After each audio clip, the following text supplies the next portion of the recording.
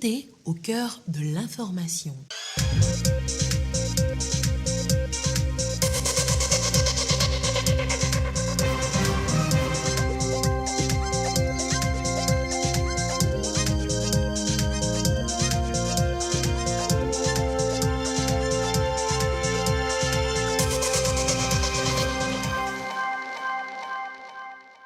Monsieur, bonsoir. L'actualité ce vendredi, c'est d'abord cet exercice de simulation. Il s'est déroulé au centre d'entraînement aux opérations de maintien de la paix. Il cadre avec la 4e session de formation sur la médecine de catastrophe. C'est au profit des étudiants médecins militaires de Lomé. La foire Evala bat son plein en prélude au combat de la lutte traditionnelle Evala. Opportunités et défis des jeunes et femmes entrepreneurs face au marché public au Togo, c'est le thème choisi pour l'édition 2022. Et puis, l'ex-président angolais José Eduardo dos Santos est décédé. Il était hospitalisé depuis le 23 juin dernier dans une clinique de Barcelone. Il s'en est allé à l'âge de 79 ans. C'était les titres du 20h. Bienvenue, voici le journal. D'abord, le Conseil des ministres. Il s'est réuni hier sous la présidence du chef de l'État, Faure Essozimna Gnassingbé. Le Conseil a examiné un avant-projet de loi, 3 projets de décret et écouté de communication. Le communiqué qui a sanctionné ce Conseil des ministres nous est présenté par le ministre des Droits de l'Homme chargé des relations avec les institutions de la République, porte-parole du gouvernement, Christian Trimois. Communiqué du Conseil des ministres du 7 juillet 2022. Le Conseil des ministres s'est réuni ce jeudi 7 juillet 2022 sous la présidence de son Excellence, M. Faure Essozimna Gnassingbé, président de la République. Le Conseil a examiné un avant-projet de loi, 3 projets de décret et écouté 3 communications. Au titre de l'avant-projet de loi, le Conseil a examiné et adopté l'avant-projet de loi portant modification de dispositions législatives en faveur du renforcement des droits de la femme. Le gouvernement togolais s'est engagé à promouvoir l'égalité des droits entre les hommes et les femmes. Ces efforts constants ont permis d'améliorer la condition de la femme et ont placé notre pays au rang des États exemplaires, en particulier dans les domaines économiques, social, juridique et politique. Dans la dynamique de poursuivre et renforcer ces actions, le présent projet de loi est proposé. Il vise notamment à renforcer davantage les droits de la femme dans les domaines du mariage, à l'occasion de la maternité, du travail, de la protection contre les violences domestiques et les violences économiques, et de la sécurité sociale. Au titre des projets de décret, le Conseil a examiné et adopté le projet de décret portant procédure à observer pour l'adressage des voix par les collectivités territoriales. L'adressage des voix et des places est une compétence partagée entre l'État et les collectivités territoriales, conformément aux dispositions de la loi relative à la décentralisation et aux libertés locales.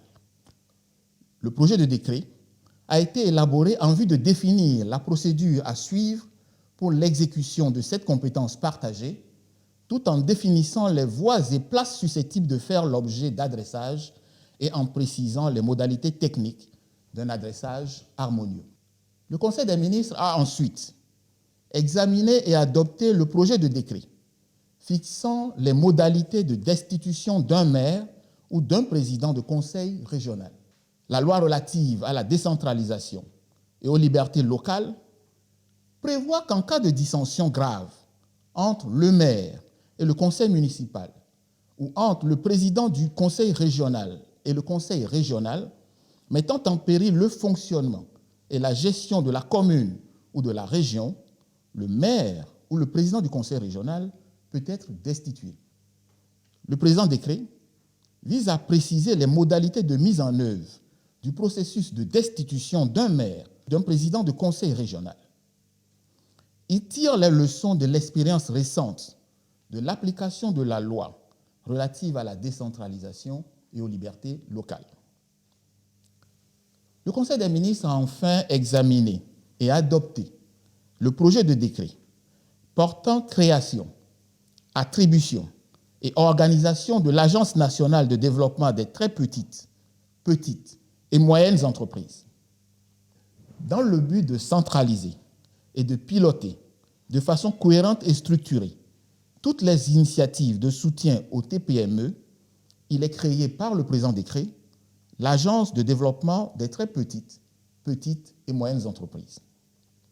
Son adoption permet de mieux contrôler et suivre toutes les actions de financement orientées vers le développement des TPME, d'harmoniser et de garantir le respect des règles et procédures de financement, d'avoir une base de données pour un meilleur suivi. Par ailleurs, il concourt au renforcement des acteurs économiques conformément à l'axe stratégique 3 de la feuille de route gouvernementale 2020-2025. Au titre des communications, le Conseil a écouté une première communication relative à la Convention portant cadre de gouvernance pour la dématérialisation des procédures et services publics. Cette communication a été présentée par le ministre de l'Économie numérique et de la Transformation digitale. La communication vise à informer le Conseil des ministres de l'évolution du processus de digitalisation des démarches administratives. Elle soumet au Conseil de nouvelles mesures à prendre afin d'accélérer la transformation digitale des services publics togolais, ceci dans un esprit collaboratif. Le Conseil des ministres a saisi cette opportunité pour féliciter les équipes pour le lancement du portail servicepublic.gouv.tg. Le Conseil des ministres a ensuite écouté une communication relative au médiateur de la République et à la collaboration avec les administrations et institutions de l'État.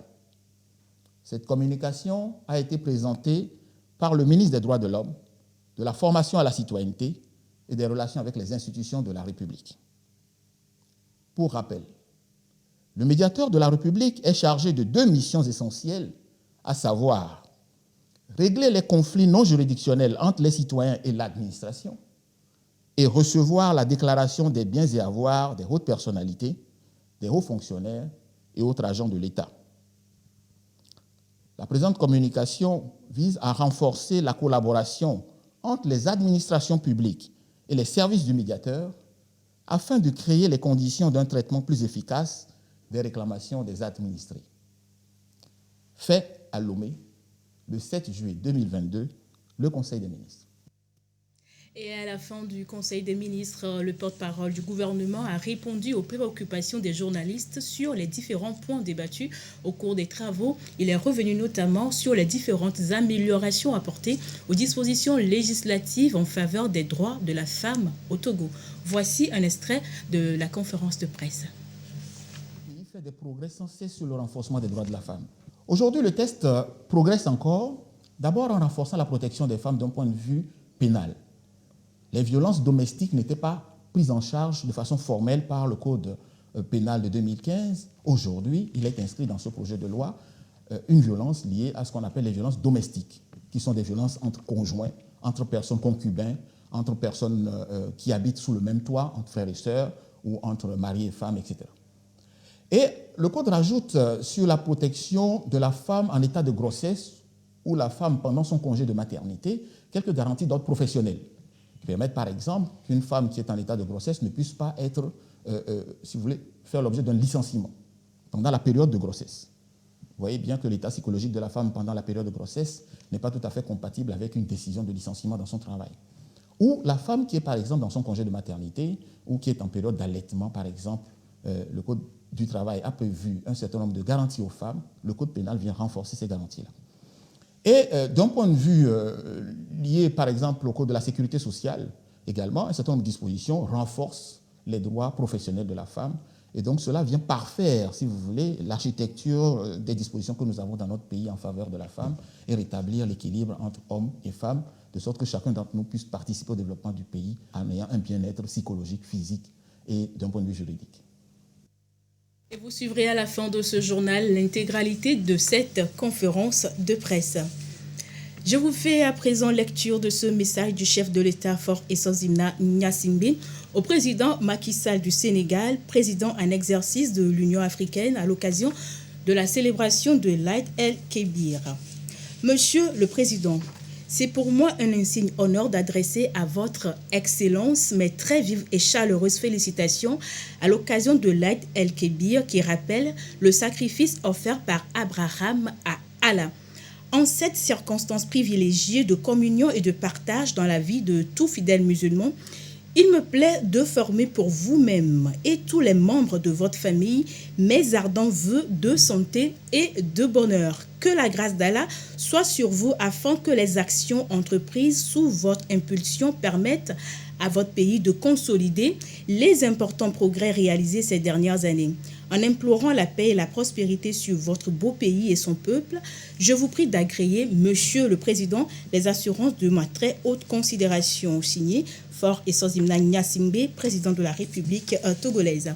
Et un message similaire a été adressé à d'autres chefs d'État, notamment à Sa Majesté Salman Ben Abdelaziz Al Saoud de l'Arabie Saoudite, à son Excellence Monsieur Abdelmadjid Tebboune de l'Algérie, à son Excellence Monsieur Alassane Ouattara de la Côte d'Ivoire, à son Excellence Monsieur Ismaël Omar Guelleh de Djibouti, à son Excellence Monsieur Abdel Fattah Al-Sisi de l'Égypte, à son Altesse Mohamed Ben Zayed Al Nahyan, président des Émirats Arabes Unis, à son Excellence Monsieur Ali Bongo Ondimba du Gabon, à son Excellence Monsieur Adama Barrow de Gambie, à son Excellence Monsieur Lieutenant-colonel Mamadi Doumbouya de la Guinée, à son Excellence Monsieur Joko Widodo de l'Indonésie, à son Excellence Monsieur Bahram Salih de l'Irak, à son Excellence Monsieur Ibrahim Raisi de l'Iran, à Sa Majesté Abdallah II de la Jordanie, à son Altesse Nawaf Al-Ahmad Al-Jaber Al-Sabah du Koweït, à son Excellence Monsieur Colonel Assimi Goïta du Mali, à Sa Majesté Mohamed VI du Maroc, à son Excellence Monsieur Mohamed Ould El Ghazouani de la Mauritanie, à son Excellence Monsieur Mohamed Bazoum du Niger, à son Excellence Monsieur Muhammadu Buhari du Nigeria, à son Excellence Monsieur Arif Alvi du Pakistan, à son Excellence Monsieur Mahmoud Abbas de la Palestine, à son Altesse Cheikh Tamim Ben Hamad Al Thani de Qatar, à son Excellence Monsieur Abdel Fattah Al-Burhan du Soudan, à son Excellence Monsieur Bachar El-Assad de la Syrie, à son Excellence Monsieur Général Mahamat Idriss Déby du Tchad, à son Excellence Monsieur Kais Saïd de la Tunisie, à son Excellence Monsieur Recep Tayyip Erdogan de la Turquie, à son Excellence Monsieur Azali Assoumani de l'Union des Comores et à son Excellence Madame Samia Suluhu de la Tanzanie. Et à tous ces chefs d'État, le président de la République a donc formulé ses vœux de bonne fête de l'Aïd el-Kébir et imploré la grâce d'Allah sur ses dirigeants et sur leur peuple. L'actualité ce soir, c'est aussi la 4e session de formation sur la médecine de catastrophe. Une formation diplômante au profit des étudiants médecins militaires de l'école du service de santé des armées de Lomé et Sal. Un exercice de simulation a marqué la fin de cette formation. Tsazinombaga. 2 attaques terroristes successives dans un laps de temps. Un dans un hôtel très fréquenté avec prise d'otages.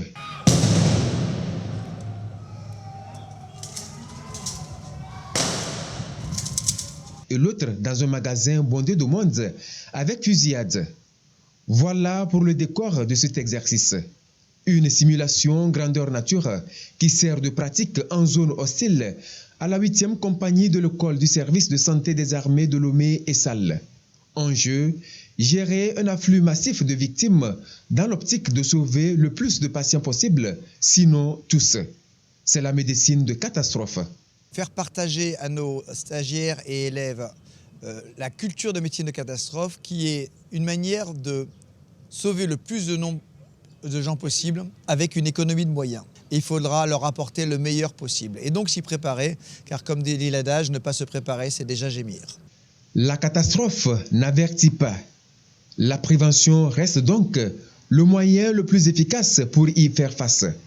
Voilà pourquoi, depuis 2018, Les salles, en collaboration avec l'Université de Lomé, la Société française de médecine de catastrophe, avec l'appui du corps des sapeurs-pompiers du Togo et de l'Agence nationale de la protection civile, ont mis en place cette formation qui est désormais couronnée par un diplôme universitaire. On peut être docteur, mais si on ne maîtrise pas la méthodologie, le savoir-faire de la médecine de catastrophe, on peut ne pas être efficace et on peut donc condamner les personnes qu'on pouvait sauver, c'est-à-dire les morts évitables. Donc c'est pour cette raison que ce diplôme universitaire a été initié pour donner beaucoup plus de compétences pointues. Ces 21 étudiants médecins militaires, dont 12 Togolais et 9 de pays amis, sont les premiers récipiendaires de ce diplôme universitaire. Le Togo est le premier pays en Afrique à le décerner. Nous avons appris durant cette formation à reconnaître les situations de catastrophe, sachant qu'elles sont très nombreuses, en partant des inondations, des accidents de la voie publique avec de nombreuses victimes, des situations qui menacent notre sous-région, à savoir l'extrême violence.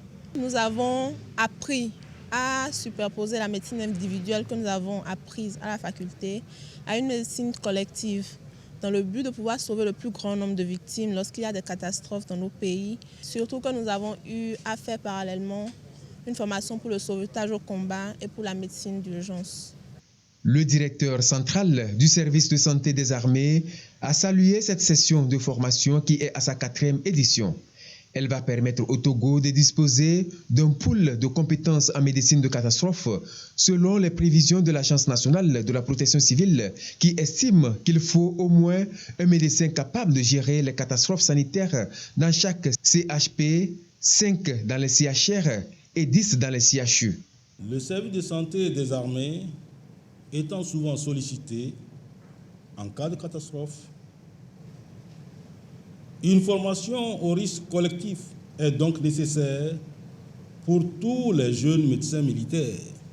J'en suis convaincu qu'elle mettra à la disposition des services de santé des armées africaines, voire des systèmes de soins, du personnel médical qualifié, à riposter avec célérité et efficacité aux situations d'urgence avec victimes en nombre augmenté.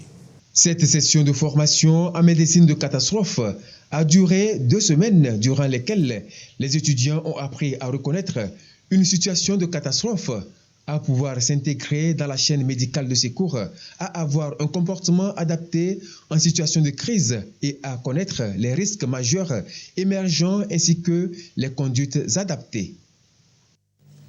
Je vous fais à présent le point sur la situation de la pandémie au Covid-19 au Togo ce vendredi 8 juillet 2022. Nombre de cas confirmés, 37 583, 29 nouveaux cas depuis hier. Nombre de personnes guéries, 37 113, 11 nouveaux guéris. Nombre de cas actifs, 195 et 275 décès. Signé ministre de la Santé, de l'Hygiène publique et de l'Accès universel aux soins, professeur Moustapha Mijiawa. Parlant encore du Covid-19, les luttes Evala débutent en pays kabyle ce 9 juillet. Les fils et filles de la COSA, de la diaspora et nombreux curieux sont attendus à cette fête. Elle se déroule en pleine pandémie du Covid-19. Le ministre de la Culture a donc rencontré les chefs traditionnels et le comité de lutte contre cette pandémie. Ils ont échangé sur les dispositions prises pour qu'il n'y ait pas de contamination au cours des festivités. Nestor Mouzo.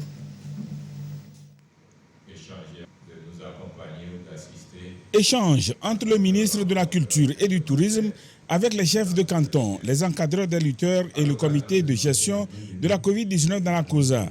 Le ministre a partagé avec eux les inquiétudes du gouvernement face à la pandémie, mais également à l'insécurité grandissante, notamment le djihadisme.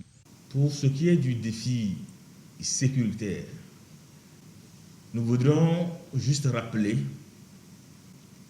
qu'au regard de la psychologie du terrorisme, les festivités Evala, qui constituent l'événement culturel de notre pays, qui rassemble le plus de monde, peut constituer une cible potentielle. Et par rapport à cela, le devoir du gouvernement, en dehors de ce qui se fait déjà, c'est de vous rappeler à plus de vigilance. Le deuxième défi, qui est celui sanitaire, l'autorisation de reprise impose aux organisateurs, impose aux bénéficiaires que nous sommes, nous, population, un certain nombre de choses dont la finalité doit être d'éviter une flambée de contamination à la Covid-19. C'est de l'eau que le ministre est venu apporter au moulin des chefs traditionnels garants des us et coutumes et au comité de gestion de la Covid-19, puisque depuis l'annonce de la reprise publique des rites et traditions, ils ont commencé par réfléchir sur ce qu'il faut faire en cette période de crise sanitaire et sécuritaire. Depuis pratiquement un mois maintenant, nous avons des séries de rencontres que nous organisons avec les différents chefs cantons et puis les encadreurs pour voir comment nous allons faire respecter l'esprit du communiqué du 15 juin et qui est de vérifier vraiment les passes sanitaires et vacciner les personnes qui seront vraiment sur les sites, donc dans les arènes ou les sites de lutte, et également continuer la sensibilisation sur le respect vraiment des mesures barrières, notamment le port de cache-nez, le lavage des mains. Nous avons depuis hier distribué des cache-nez réutilisables. Du côté purement traditionnel, c'est que nous avons donné des instructions fermes aux encadreurs. Lorsqu'ils veulent faire leur classement pour la lutte, il faut qu'ils soient stricts, très stricts. Stricts par rapport à la vérification des passes vaccinales. Si la personne est effectivement vaccinée. Agir en toute conscience et responsabilité pour que les défis sécuritaires et sanitaires soient relevés au cours des festivités des EVALA. C'est le vœu que nourrissent les plus hautes autorités du pays. Les luttes EVALA de cette année vont donc constituer une édition test. De la réussite de cette édition dépendra la tenue des autres fêtes traditionnelles dans les autres localités. 200 exposants sont attendus cette année à la foire Village EVALA. L'édition 2022 a démarré ce mercredi. C'est sur le thème « Opportunités et défis des jeunes et femmes entrepreneurs face au marché public au Togo ». Nestor Mouzo. Ce sont les portes de l'édition de 2022 de la foire Village EVALA qui sont ouvertes à travers cette coupure du ruban symbolique. Depuis 2011, cette foire est devenue un événement phare durant la lutte traditionnelle dans la Kosa. Elle se présente comme une vitrine des activités culturelles et des produits du terroir kabyé et aussi des autres localités du pays et d'ailleurs. Elle donne également l'occasion aux opérateurs économiques de faire des affaires. Nous avons pour cette édition accordé des réductions de prix de stand aux opérateurs économiques pour leur permettre leur pleine participation à cette édition. Et surtout que nous sommes en période de Covid, les opérateurs économiques ont des difficultés à mener à bien les activités. C'est pour nous ici l'occasion de remercier le chef de l'État pour avoir pensé aux opérateurs économiques en ouvrant un peu les vannes. Nous remercions également nos partenaires. Cette édition de 2022 du Village EVALA a pour sponsor officiel la société de téléphonie Togocom. Togocom se positionne sur cette foire en tant que sponsor leader. Et pour Togocom, c'est une belle opportunité, étant donné que sur cette foire Village EVALA 2022, la cible des organisateurs est celle des jeunes. Et pour Togocom, aujourd'hui, cette cible jeune est très importante parce que nous avons aussi dans nos projets cette cible jeune que nous devons accompagner. Il est question d'aider les jeunes à la création d'entreprises, de les accompagner dans la gestion de leurs entreprises. Pendant que certains exposants aménagent leur stand, d'autres ont leur étalage déjà bien achalandé. Je suis togolais. Bon, c'est pour favoriser la couture EVALA et pour aussi commercialiser mes produits. Pour la foire, il y a deux choses. Il y a l'expo, tu peux venir exposer, c'est-à-dire de faire des connaissances, et puis la vente. Moi, j'ai commencé dès le début et je suis là jusqu'à aujourd'hui. Première édition jusqu'à maintenant, je suis là. Bon, je ne dirais pas que c'est pour la satisfaction que je viens à chaque fois. Mais si on participe à des événements comme ça dans d'autres pays, pourquoi pas ce qui est de chez nous? Donc c'est nous-mêmes qui doivent valoriser, donner un coup de pouce à ce qui est de chez nous. C'est un pays voisin. Donc quand il y a une manifestation, comme c'est traditionnel, on veut valoriser tout ce qui est africain, il faut forcément que nous aussi on se déplace pour se présenter ici. Et au début, on venait, on faisait beaucoup d'affaires, mais vous voyez qu'actuellement, il y a eu beaucoup de changements. Et donc du coup, à un certain moment, le marché a commencé à baisser. Ce carrefour commercial va se dérouler du 6 au 17 juillet.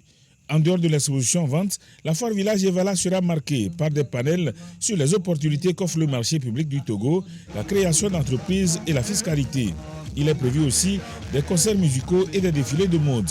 Environ 200 exposants sont attendus. À ces exposants, aux visiteurs et aux autres acteurs de la foire, le parrain de l'événement, le préfet de la COSA, le colonel Hemo Badjiba Bakali, et Michel Tchangani, le représentant du ministère des Transports routiers, aériens et ferroviaires, invités d'honneur, les ont conviés à mener leurs activités dans le strict respect des mesures barrières contre la Covid-19.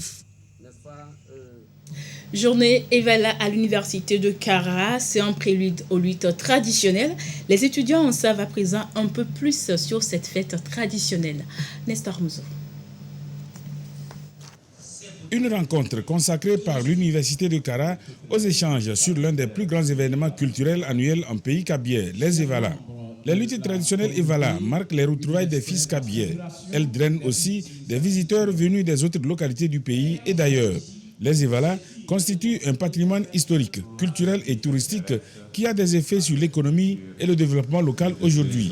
Grâce à cette journée, le laboratoire de recherche en sciences économiques et de gestion, l'ARSEG, et le laboratoire de recherche en histoire du développement en Afrique, ISDA de l'université de Kara, ont voulu partager leur expertise avec les acteurs locaux et les partenaires impliqués dans l'organisation des Evala pour saisir les opportunités qu'offrent ces rites initiatiques pour booster le développement local. Nous avons voulu d'abord au niveau des historiens, chercher à mieux comprendre l'initiation des Evala, en essayant de remonter à l'origine et de voir quelles sont les mutations qui sont intervenues. Et puis les collègues économistes, ils vont mettre le lien entre la culture et le développement, mais également l'impact économique de ces Evala et en quoi les Evala peuvent contribuer au développement local. La tenue de cette journée des Evala s'intègre dans le programme Campus citoyen élaboré en 2017. À travers ce programme, nous avons une meilleure connaissance des communautés. Et avec cette connaissance, nous trouvons les meilleures voies et moyens pour interagir avec les communautés de manière à ce qu'elles bénéficient de l'expertise de l'université, ce qu'elles bénéficient des conseils que l'université peut donner dans différents domaines, notamment le domaine du développement social et économique à la base. Les garants des us et coutumes de la COSA jettent des fleurs à l'université de Kara pour avoir initié cette journée des Evala. Nos jeunes garçons aujourd'hui tendent à perdre leur tradition. Si l'université a pris sur elle de nous aider à les sensibiliser, à prendre conscience de leur tradition, ce n'est qu'un atout. Donc, c'est vraiment une joie pour moi d'entendre que l'université, en tant qu'une entité supérieure, a pris nos traditions en compte. À travers cette journée des Evala, l'université de Kara entend ainsi consolider son environnement partenarial en apportant sa contribution à la réussite des festivités des Evala édition 2022. À l'étranger, en bref, elle était annoncée comme une rencontre de haut niveau entre anciens chefs d'État burkinabés.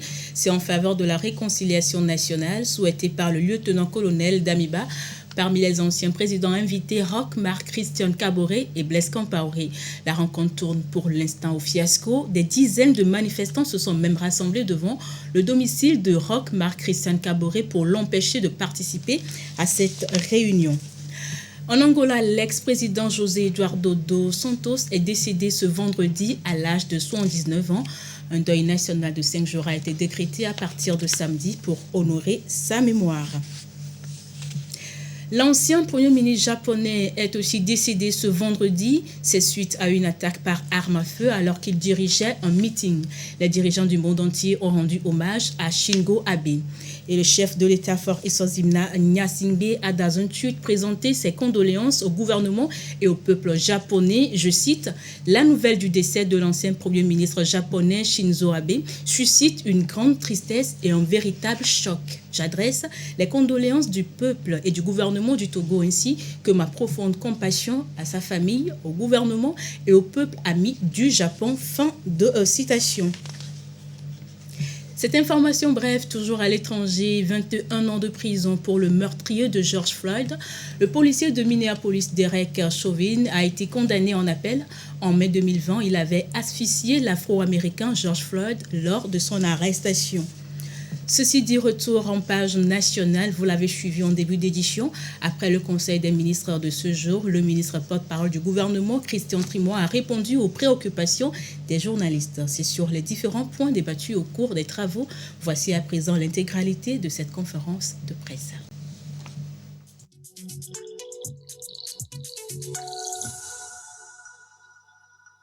Je suis Adam Adjouronou du journal Vision d'Afrique. Ma première préoccupation est relative au projet de décret. J'aimerais savoir quels seront les impacts de cette nouvelle disposition portant procédure à observer pour l'adressage des voix par les collectivités territoriales sur les dispositions sur l'adressage des rues déjà effectuées par certains maires. Vous faites allusion à la délibération du conseil municipal du Golfe 4 qui a décidé d'un adressage. Il me semble que sur cette question précise, le ministre chargé des collectivités avait eu en son temps l'occasion de donner la réponse nécessaire à cela. Et précisément, le texte adopté aujourd'hui permet de définir la procédure nécessaire à l'adoption ou à l'adressage des rues par les collectivités territoriales, puisque la loi adoptée confie cette compétence aux collectivités, mais aussi à l'État, et qu'il fallait créer le cadre juridique dans lequel la procédure va pouvoir se dérouler. Le texte qui est adopté aujourd'hui vise précisément, pour l'adressage des rues, à créer la collaboration entre les différents services qui peuvent être intéressés par un processus d'adressage des rues. Alors, quand on dit adressage des rues, de quoi parle-t-on? Il ne s'agit pas simplement de mettre une plaque au coin d'une rue avec un nom. C'est tout un processus. Je vous donne un exemple. Si vous changez le nom d'une rue, vous changez la situation géographique et la localisation de tous les titres fonciers qui sont inscrits sur cette rue. Tous les propriétaires qui ont des terrains, qui ont des maisons, se voient impactés. Les collectivités territoriales aujourd'hui n'ont pas la maîtrise du cadastre. C'est l'État qui a le cadastre. Donc, si une collectivité veut adresser une rue, donner un nouveau nom, établir de nouveaux numéros sur une rue, elle est nécessairement obligée d'associer à sa démarche au minimum le cadastre, de sorte à voir les impacts que le nouveau nom va avoir sur les titres fonciers qui existent déjà. Ensuite, il y a tous les autres services, les canalisations des eaux, les services d'électricité qui ont une codification ou un codage spécial pour les rues et pour les places. Il faut qu'ils puissent changer également dans leur base de données ces nouveaux noms qui vont être établis. Donc, il est nécessaire qu'un comité se mette en place et que ce comité puisse regarder l'opportunité de changer de nom ou de donner un nouveau nom à une rue, qui puisse voir les implications sur les propriétés existantes, les services qui sont en place. Si vous avez des services bancaires, une banque est installée, elle a une adresse, elle a des correspondants à l'étranger, il faut qu'on puisse voir la totalité des impacts sur tous ces services-là. Et c'est à la suite de tout le processus où chaque acteur définit quel rôle il va jouer pour pouvoir arriver au changement de nom que finalement, on va arriver à poser la plaque à la fin de la rue parce qu'en amont, tous les services techniques ont pris leur rôle dans le changement de nom de la rue. Donc, il ne s'agit pas simplement de décider de changer le nom d'une rue. C'est une équipe qui doit travailler autour de ce sujet. Et aujourd'hui, le décret adopté met en place cette équipe, ce comité technique, qui va permettre d'analyser ensemble avec tous les acteurs impliqués comment on procède à l'adressage des rues. Toutes les rues dans une commune n'appartiennent pas à la commune non plus. Il faut définir quelles sont les rues qui relèvent du conseil municipal, quelles sont les rues qui relèvent de la région, par exemple, et quelles sont les rues qui relèvent de l'État. Un boulevard important dans une capitale relève de l'État et pas forcément de la collectivité territoriale qu'elle traverse. Une rue qui passe dans plusieurs collectivités territoriales ne concerne pas une seule. Elle ne peut pas décider toute seule de pouvoir changer le nom. Et la troisième, c'est de clarifier les notions comme compétence propre. La compétence propre veut dire que la collectivité peut avoir l'initiative Mais ça ne veut pas dire qu'elle doit le piloter de manière solitaire. Elle doit associer tous ceux qui sont concernés par le domaine. Une compétence partagée veut dire que la collectivité peut prendre l'initiative, mais que l'État aussi peut prendre l'initiative. Dans ce cas, il faut une concertation entre les deux qui doivent prendre l'initiative pour pouvoir dérouler la procédure. Le décret adopté aujourd'hui clarifie toutes ces questions, définit les rues qui concernent les collectivités territoriales, précise la composition du comité qui va travailler là-dessus, et puis tout le processus, la documentation à fournir pour que les services techniques puissent pouvoir intervenir avant le changement de nom d'une rue ou donner de nouveaux noms à des rues qui n'en avaient pas. Monsieur le ministre, en vous écoutant, quelle est la spécificité de Lomé en affectant, disons, cette disposition au niveau des collectivités de Lomé sans l'affecter naturellement aux autres collectivités, quand on sait que les services collaboratifs auxquels vous avez fait allusion existent également dans les autres communes de l'intérieur du pays également? Le décret s'applique à tout le territoire. Nous avons 117 communes. Le cas spécifique de Lomé, c'est que Lomé a en plus un district autonome, mais on peut en créer demain dans d'autres parties du territoire national. Et ensuite, vous avez les compétences de l'État. Si on prend Lomé en tant que capitale, il y a 13 communes, il y a un district autonome et il y a l'État. Et donc, ces trois grandes entités doivent pouvoir chacune exercer leur rôle sur la question de l'adressage des rues, par exemple, qui fait l'objet du décret qui est adopté aujourd'hui. Donc, pour Lomé, il faut prendre en compte la collaboration nécessaire entre la commune, le district autonome et l'État. Il faut que chacun définisse qu'est-ce qui appartient à quelle collectivité et quelle collectivité peut prendre des initiatives sur quelle rue ou quelle place nécessaire. Donc le décret permet aujourd'hui aux uns aux autres de pouvoir travailler en synergie. Il ne s'agit nullement d'empêcher les collectivités d'exercer le droit d'adressage qu'elles ont, mais c'est de créer un cadre de collaboration avec tous les services qui sont impliqués pour qu'un changement de nom, l'attribution d'un nouveau nom se fasse de façon tout à fait harmonieuse sans qu'il y ait des incidences sur la vie des uns et des autres. Ma deuxième question a trait à la communication relative à la Convention portant cadre de gouvernance pour la dématérialisation des procédures de services publics. Quels peuvent être les impacts de cette convention sur les processus de dématérialisation engagés dans certains départements ou ministériels sectoriels dans le cadre de l'amélioration du climat des affaires? Alors, vous avez évoqué la dématérialisation, donc la digitalisation qui fait partie de l'axe numéro 3 de la feuille de route du gouvernement. Il ne vous a pas échappé que le 15 juin 2022, le gouvernement a lancé officiellement en ligne la plateforme servicepublic.gouv.tg, sur laquelle vous pouvez faire, par exemple, une demande de permis de construire, sur laquelle vous pouvez faire une demande de passeport en ligne, ou si vous êtes un étranger au Togo, vous pouvez faire la demande de votre carte de séjour, ou vous pouvez encore faire la demande d'accès à l'électricité directement en ligne. D'autres services vont venir au fur et à mesure enrichir cette plateforme, de sorte que quelle que soit votre distance par rapport à un service, vous n'avez pas besoin forcément de vous déplacer de chez vous pour faire la demande de ce service et pouvoir obtenir la réponse.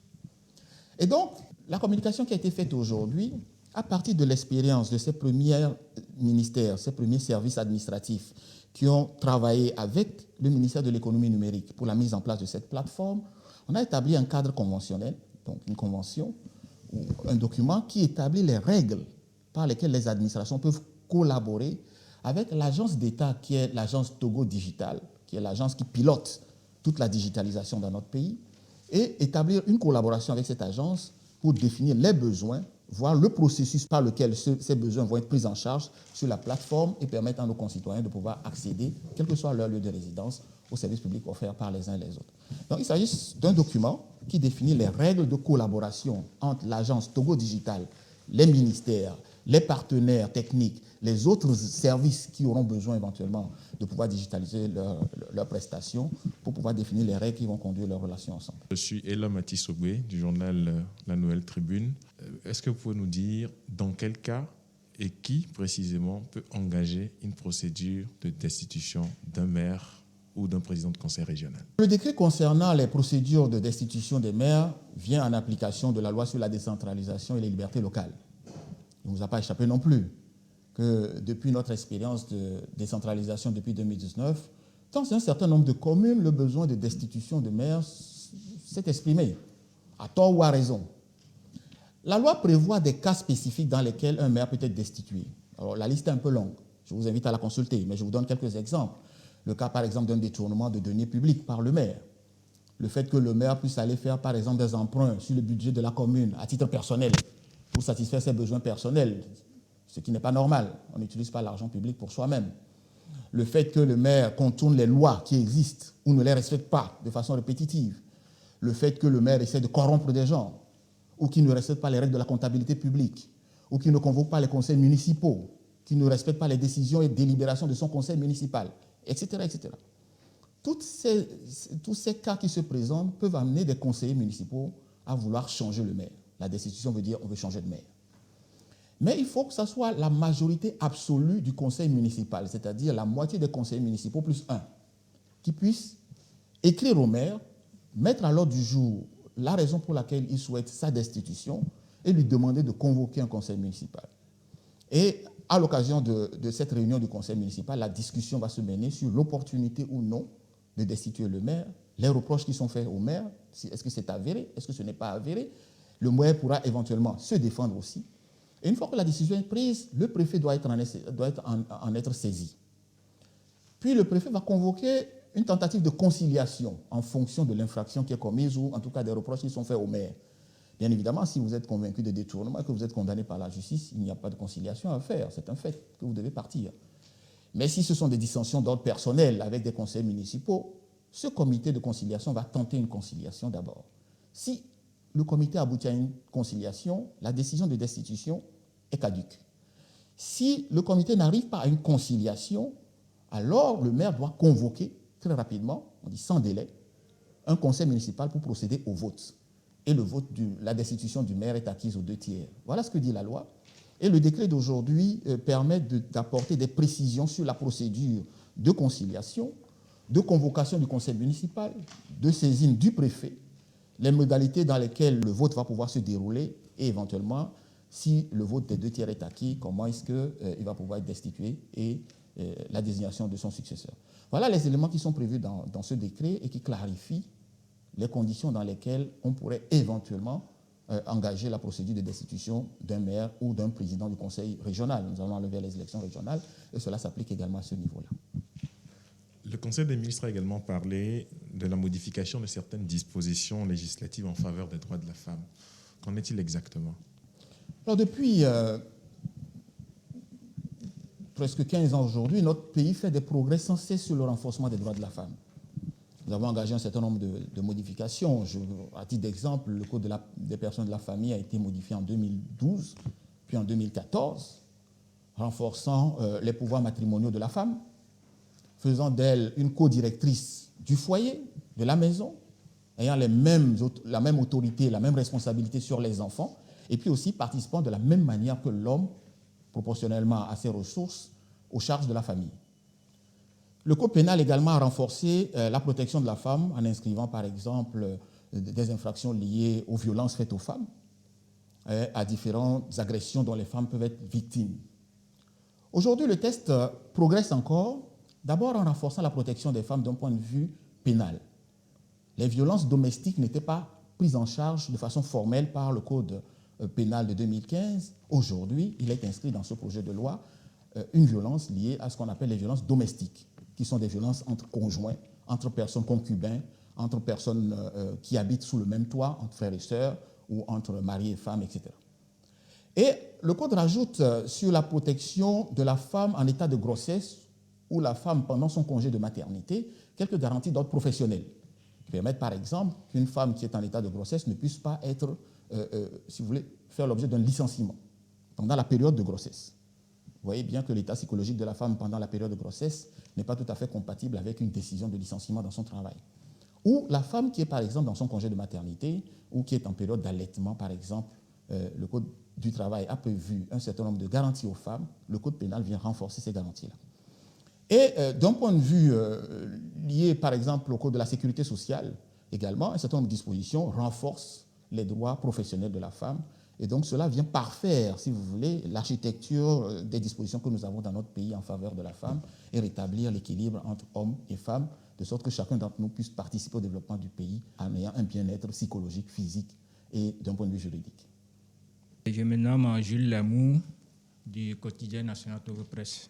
Ma question est de savoir c'est que concrètement, la collaboration entre l'institution du médiateur de la République et les institutions publiques. Alors, le médiateur de la République est une institution qui est prévue par la Constitution togolaise et qui est aujourd'hui opérationnelle, complètement opérationnelle. Le médiateur de la République exerce deux fonctions importantes, vous l'avez rappelé, le Conseil l'a rappelé également. La première fonction, c'est d'assurer la relation entre l'administration et les administrés, et notamment de rechercher avec les administrés qui auraient des raisons quelconques de contester ou de se sentir victime d'une manière ou d'une autre de l'administration, de pouvoir trouver des solutions consensuelles et de réparer les torts qui peuvent arriver à nos compatriotes dans leur relation avec l'administration.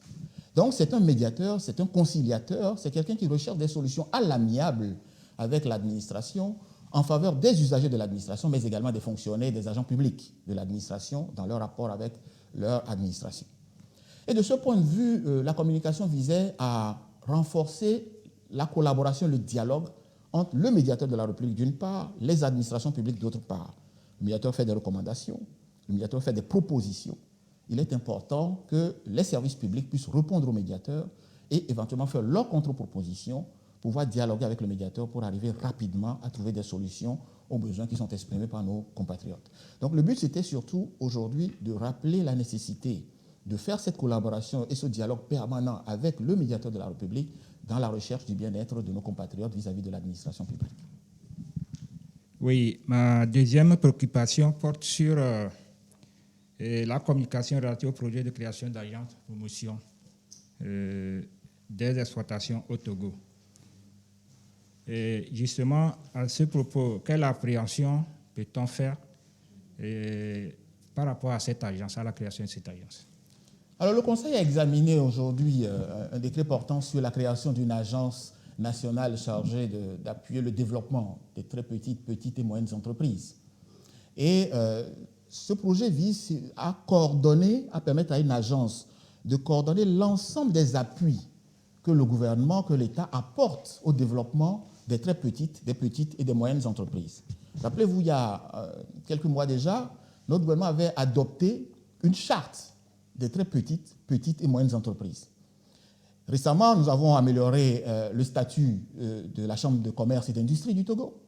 Et donc, ce décret qui met en place cette agence vient participer à cette architecture institutionnelle qui doit accompagner le développement de nos entreprises nationales, et en particulier des petites et moyennes entreprises.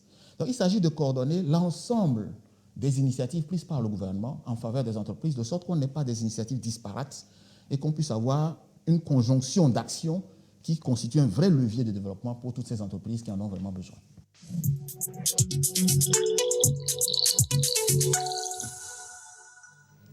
Ainsi s'achève cette randonnée de l'information.